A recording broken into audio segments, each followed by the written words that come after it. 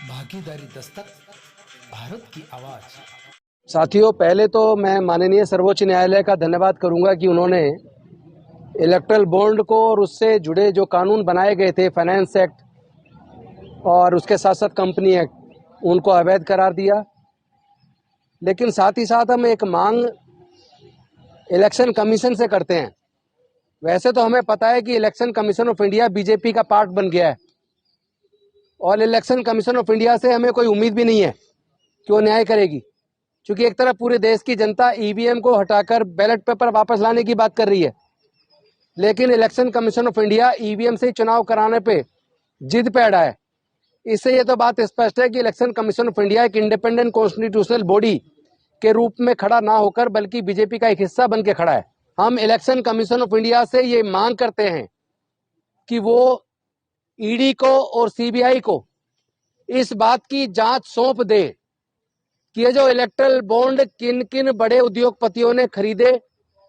और उन्होंने maximum erectile bond वाला चंदा किस पार्टी को दिया, ताकि ये दूध का दूध पानी का पानी हो जाए कि इलेक्ट्रल बॉन्ड खरीदकर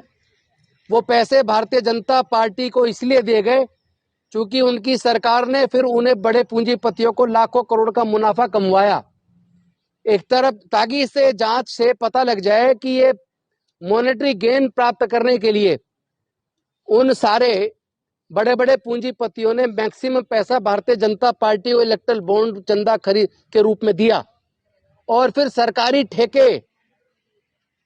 ठेके उस पैसे के बदले में प्राप्त किए और उससे भारत सरकार को, भारत की जनता को लाखों करोड़ का नुकसान हुआ। तो ये जो भारत की जनता को, भारत देश की संपत्ति को जो लाखों करोड़ का नुकसान किया गया है और चंद पूंजीपतियों को फायदा किया गया है, इस जांच से पता लग जाएगा कि सरकारी ठेके किस किस कंपनियों को दिए गए और वो कौन कौन सी कंपनी जिन्होंने चंदा दिया और चंदे के बदले में सरकारी ठेके लेकर लाखों करोड़ कमाए। इलेक्शन कमीशन उनकी जांच कराई, हम मांग करते हैं, और अगर वो नहीं कराते हैं तो ये माना जाएगा कि ये election commission of India BJP का पार्ट बन गया है। चैनल को बचाना चाहते हो तो सब्सक्राइब, लाइक, शेयर करें।